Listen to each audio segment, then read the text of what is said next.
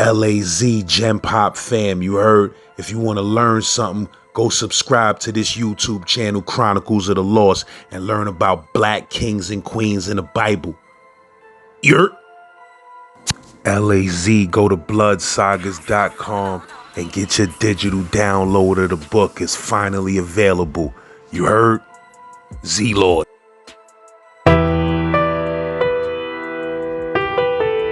BK Panamami, Brooklyn, Global Storm. Hey yo, if you ain't see that video, BK Panamami featuring Saint Laz, yours truly, it's called Don't Ask. Make sure you go check that.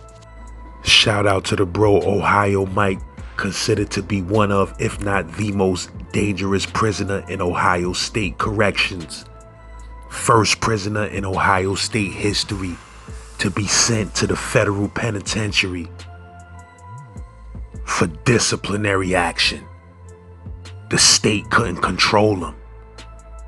Pay attention to these stories.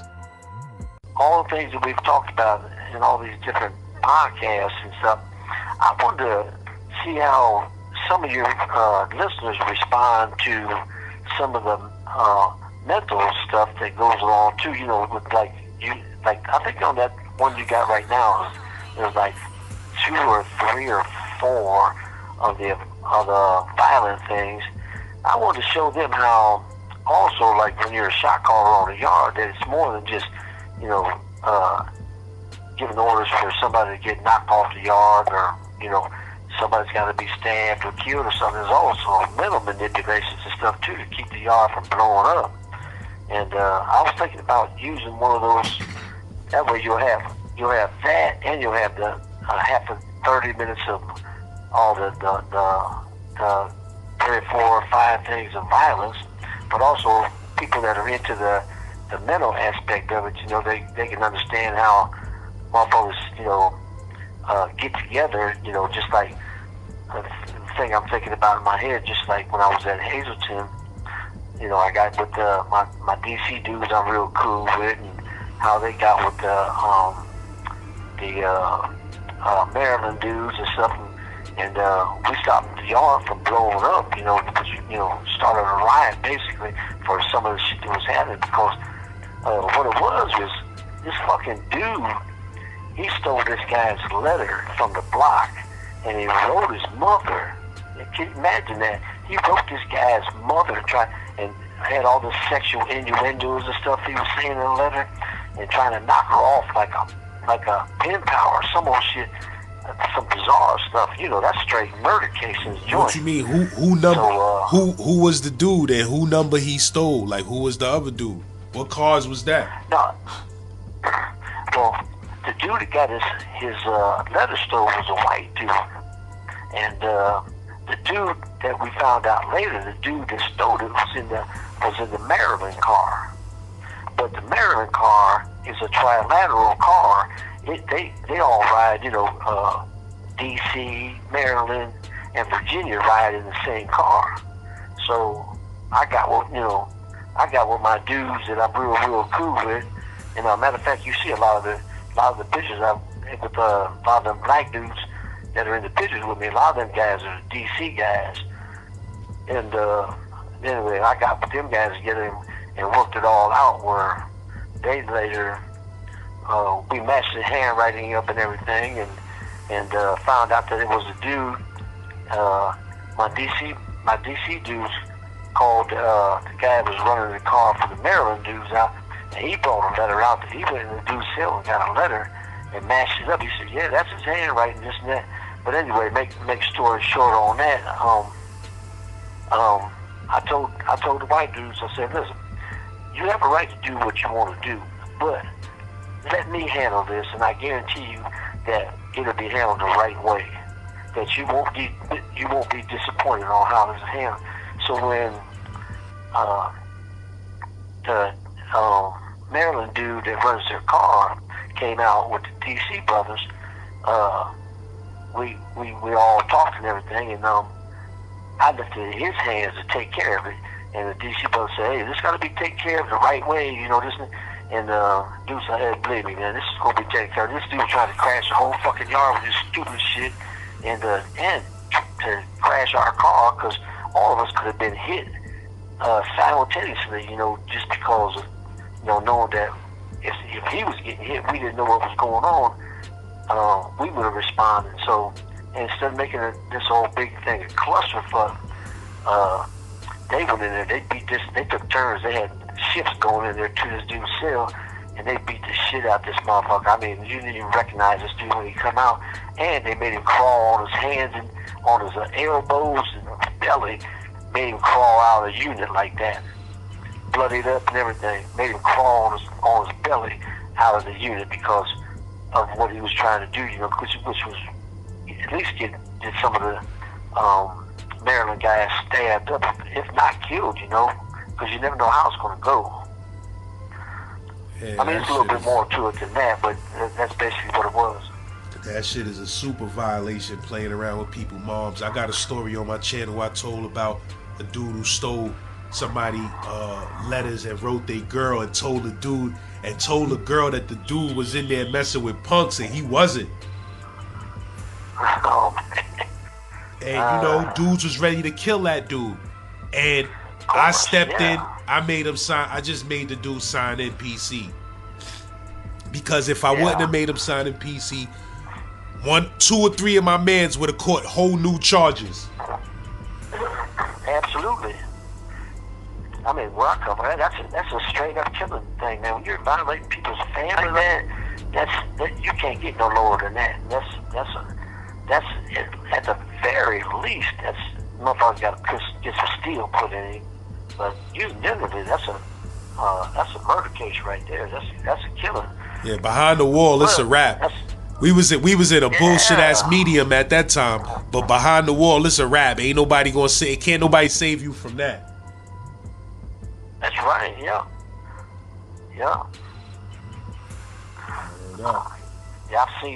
I've seen a lot of that stuff go on in the joint, man, and some bizarre stuff too. I remember here in Ohio years ago. This is before I left to the feds. That I remember a guy telling me, yeah, man, I was walking down. He was in the control unit, and you could wreck they didn't have outside wreck back in them days, where you just come out of your cell twice a week and walked up and down the range for an hour and stopped at everybody's cell, kicked it with them and stuff. That was your wreck. And I think the dude was saying, yeah, man, I stopped talking to this dude, and I'm looking at his pictures and stuff in there, and I'm like, hey, who's that, this and that, and oh yeah, this my girl right here, this my hoe, blah, blah, blah, this and that. He said, and I remember that was Redbone's. I seen those pictures with Redbone. Another guy was in the joint. He said, this guy has got Redbone's pictures in there saying that's his hoe and all that stuff like that. That's this dude's family. So I don't know how he got this dude's family's pictures, but he got them hanging up in on his little stand and stuff. This guy's pictures, and then he went and told Redbone about it, and then when the dude come out to population, Redbone, Redbone back then, you knew exactly what the cellar dude was going to and everything. So the same day that dude got out, Redbone went down there to the fucking dude's cell, walked right into the fucking cell, went through his pictures and stuff, seen his pictures, and just pulled a knife out, started stabbing the motherfucker to death. And he killed him? Yeah, he killed him. Yeah. That shit, you playing with your life, and you kind of want to die when you playing with people's families and pictures and shit like that. Straight up. Yeah. Straight up. That's some dangerous shit there, man. I know. I can feel for them dudes too, man, because if that was my family pictures and stuff like that, I would have did the same thing. I went straight down there and killed the motherfucker, man.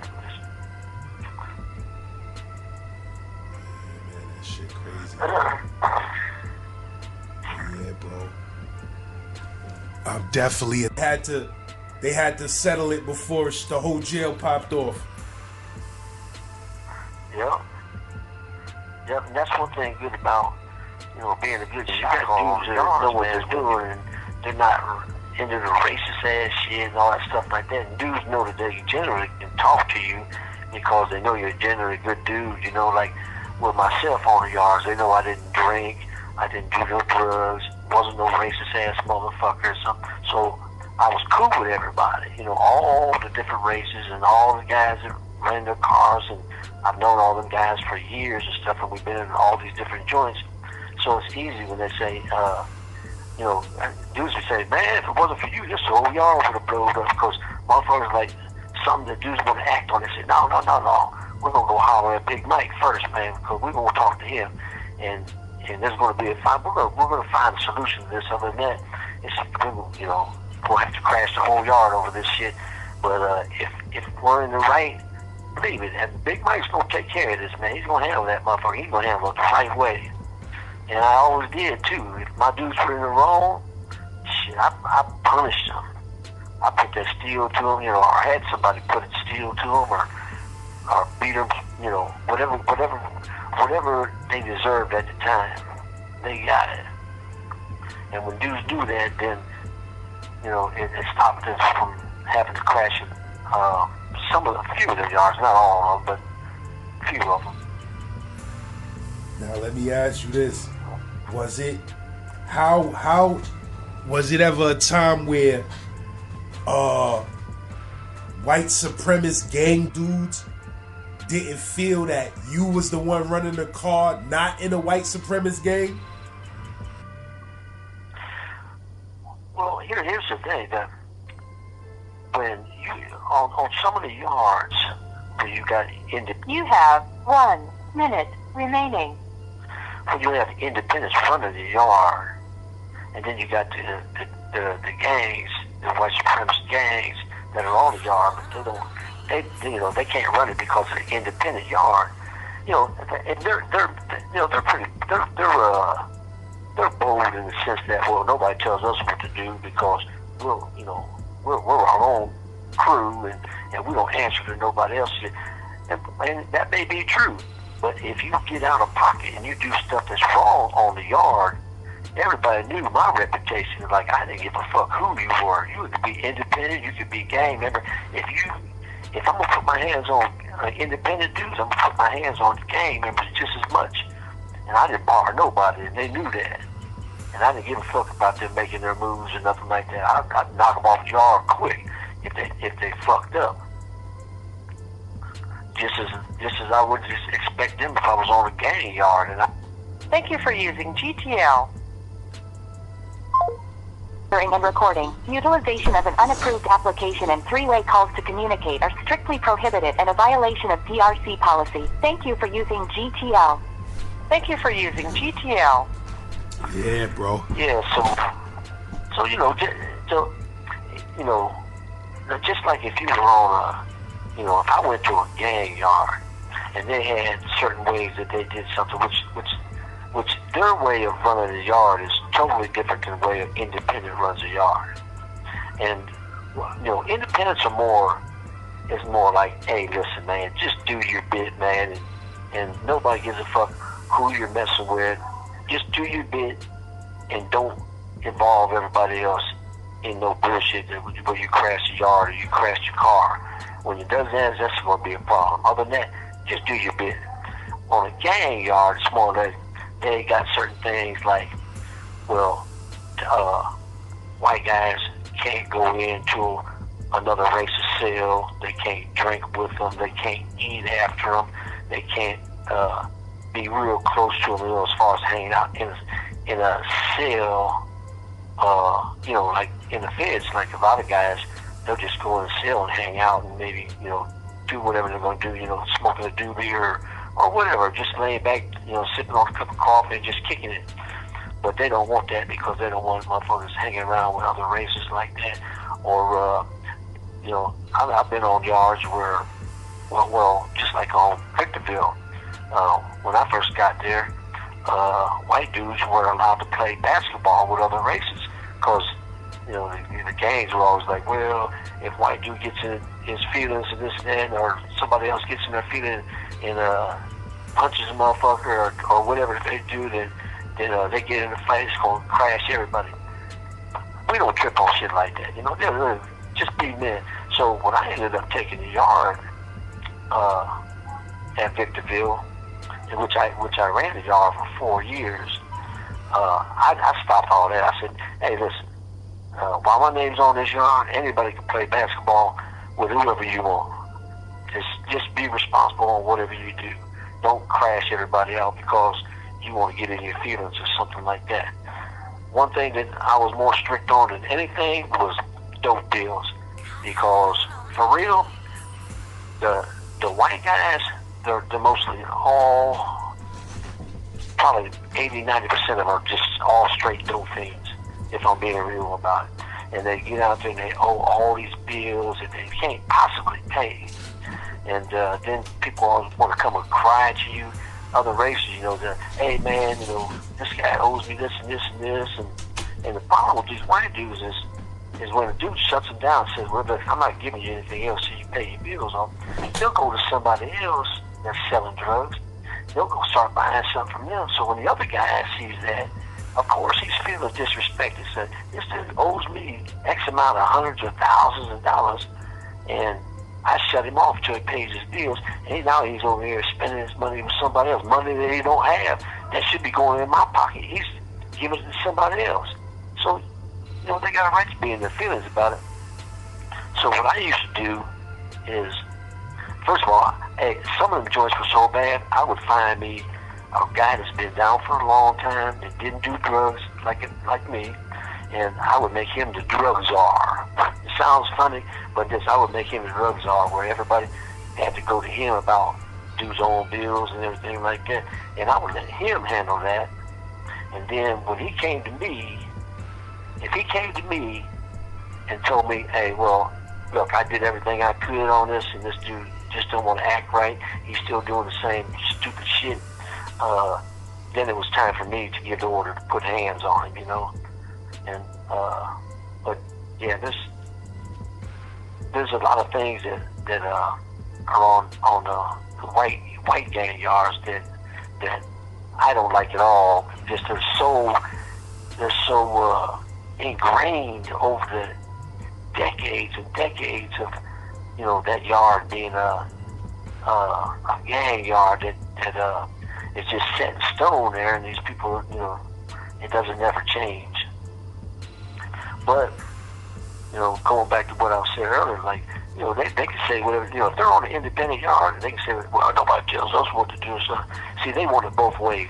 They want you to follow their rules on their yard when it's a gang yard. But when they get to an independent yard, all of a sudden, we're independent from everybody else. We don't take orders from nobody else. And I used to tell them up, yeah, well, okay, you can walk around and say that, but if you fuck up and you do something out of the norm, you're going to get hands put on you just like anybody else. And they used to know that I would do that quick. Now, what you mean a gang yard? You mean like some spots?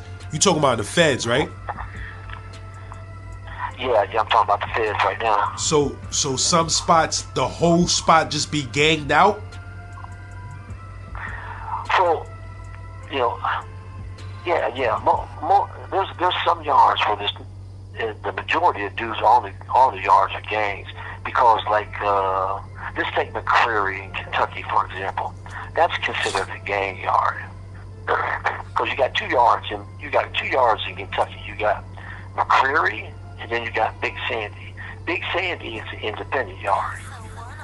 McCreary is a gang yard, meaning that if gangs fuck up on other yards, they get sent to McCreary disciplinary. So there's a lot of gang members there that have fucked up somewhere else, and they get sent there, which what that entails. You got a whole bunch of riffraff on the yard now, dudes that just really, just doing whatever they want to do, and that's what got them sent there in the first place. Yeah, man. So it be times where a white supremacist gang dude do something, and he just get the same treatment as any other white dude that's in that car. And then what does his gang do after that? Like, if somebody in a gang get dealt with, what is the remainder of his gang? What do they do? Or they just run the whole team out? Yeah, well, it depends. Like, sometimes you can get an understanding with some of the tips, and you got to know which tips you're dealing with. Because some of them will have no understanding about it. But if they don't have no understanding, then yeah, when it gets so bad where you have to put hands on it, you gotta organize it where you just knock the whole gang off the yard. Now it might be as many as it might be as few as 6, 8, 10, and it might be as many as 30. But like I always tell dudes, I said, well, listen, the dudes say, oh man, we got to knock off 30 dudes. I said, no, you ain't got to knock off 30 dudes. You got to knock off the right ones. Because once you knock off the right ones and put the hammer down on them, the administration's going to lock the motherfucker down. They're going to pick up every one of them the other 25 of them. If you knocked off 5, beat up 5 of them, they're going to take them all off, because they know as soon as they come off a lockdown that them other 25s will get hands put on them too. So they're going to take them off anyway. So I said, I always tell dudes, you ain't got to get 30 people. You just got to get the right ones. Make that statement. They're going to take the rest of them off the yard. But here's the problem. Here's the problem with the gangs, is that usually they come around. They'll be like, they'll make a truce, because here's the problem. Now, I know, the federal system. I spent 26 years there, so I know the whole system inside. Now, if just in all the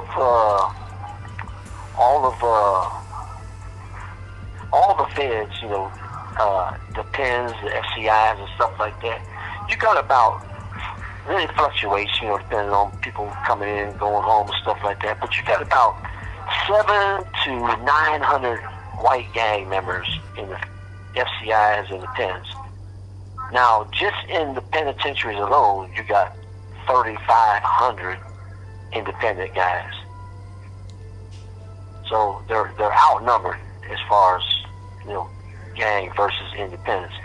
So if they want to keep a war going, they can't win, because once you get, as soon as they go to yards, which there's always going to be some independents on every yard, as soon as they get on yards, before they're able to do anything to reach a weapon or even sit their bedroll down, they're going to be they're going to come into the unit and hands are going to be put on them, which means they're going right back to the hole and stay back there until they transfer out, months or however long it takes for them to get their paperwork in. They have to transfer. So rather than keep transferring over and over and over, they make a truce with the independent dudes, and then it's cool for a while, and then somebody else will do something stupid and step out there and get everybody in a wreck. But as if you got good shot callers on the yard, you can keep most of that stuff at bay. As far as the yard blowing up and stuff like that, especially when they know that the shot caller will put hands on you, no matter who you are. Because here's the thing. What I tell dudes, I said, listen, I used to tell this. Is what I used to tell the gang members, and I used to tell them, look, man, your dude's fucking up. I used to go to the head guy in front of the car. I said, look, man, your dude keeps fucking up right here, man. If that was a white dude, an independent dude, he'd get hands put on him for that same stuff right there. So I'm coming to letting you know, man, get this dude under control. Because if I'm put my hands on an independent dude for what he's doing, and I don't put my hands on him, I might as well step out of the way as a shot caller on this yard, because I'm showing weakness to my dudes, which means that they're going to get me out of the way, because I'm being weak. I'm willing to put my hands on my own dudes, independents, but I'm not willing to put my hands on this gang member because he's in the gang, and it's like I'm scared of him. So I'm going to put my hands on him just quick. I'm giving you notice. Get the dude in line. And a lot of times they'll tighten him up, tighten the dude up, man, tell him, hey, listen, you ain't going to crash. Because one of the responsibilities as a gang member, especially the guy that's running the gang, one of your responsibilities as a gang member is to keep and solidify your position on every yard that you possibly can get your people on. If you get your people knocked off that yard for something stupid, you're going to be held accountable for that, for the higher ups. So that's one thing that you know that they have to look at. If we get knocked off this yard, is it something legit, or could it be something? Is it something that I could have avoided, where I could tell my people, you know, the higher ups, that we could have avoided this if it wasn't for so and so. But one of their responsibilities is to keep their dudes on the yard and don't blow the yard up where you get their gang taken off that yard. Because once a gang leaves the yard, it's going to be years. You have 1 minute remaining. It's going to be years before they ever get back on that yard again. And that's the rule in the feds. If a gang gets knocked off the yard, it's probably going to be at least minimum 2 years, 2-3 years before they can even think about coming back to their yard again.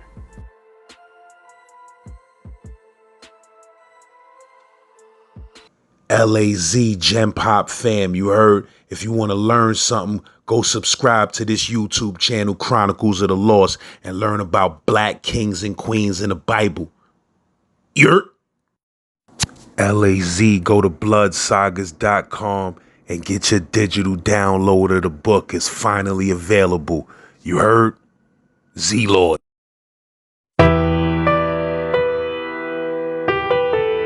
BK Panamami, Brooklyn, Global Storm. Hey yo, if you ain't see that video, BK Panamami featuring Saint Laz, yours truly, it's called Don't Ask. Make sure you go check that.